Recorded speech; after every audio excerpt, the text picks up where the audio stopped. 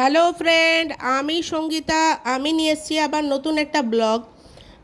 এখন আমি বর্তমানে বাংলায় রয়েছি। এই কফি হাউস হচ্ছে একটা ঐতিহ্য, আর সেই সঙ্গে আমার স্মৃতিতে এর একটা বিশাল অবদান আছে। আমি যেহেতু ক্যালকাটা ইউনিভার্সিটি পাস আউট, সেহেতু কফি হাউস আমার কাছে কোনো নতুন বিষয় নয়। মাঝে মাঝে যেতাম, কিন্তু যেহেতু পকেট মানি টিউশনি পয়সা দিয়ে চলতো, সেহেতু খুব বেশি যাওয়া হতো না।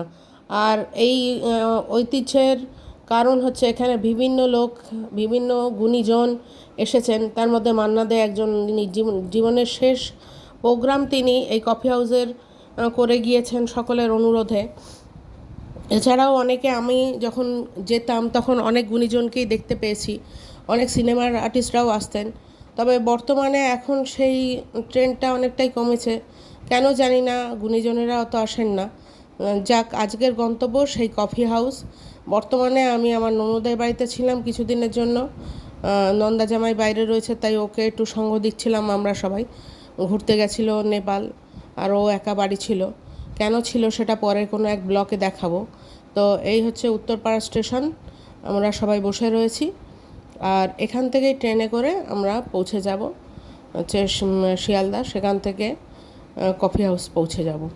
তো এই উত্তরপাড়া স্টেশনে এই ট্রেন ঢুকছে, এই ট্রেনে করেই আমরা আমাদের গন্তব্যের দিকে এগিয়ে যাব। অনেক দিন বাদে লোকাল ট্রেনে চড়লাম। বড় একটা লোকাল ট্রেনে এখন চড়া হয় না। তো সেই পুরনো হকারদের চেঁচামেচি, বিভিন্ন লোকের গল্প, যেহেতু এত ভিড় থাকে না দুপুরের দিকে, অত ভিড় ছিল না, তাই বসে বসে উপভোগ করছিলাম। অনেক দিনের পুরনো অভ্যাসটাকে ঝালিয়ে নিচ্ছিলাম। আগেও যখন যেতাম তখন এই লোকাল ট্রেনে, তখন এইভাবেই ওদের গল্প শুনতাম বা হকারদের চিল্লামিল্লি অনুভব করতাম। আর এই যে ঢোকার পথটা, এন্ট্রান্সটা, এইটাই কফি হাউসের। বিশাল বড় কিছু নয়, সংকীর্ণ। আর দেয়ালে এরকম হাজারো পোস্টারের মেলা। এক সময়ের মানে স্মৃতি মানে জাগ্রত করে এই ছোট ছোট পায়ে এগিয়ে চলা।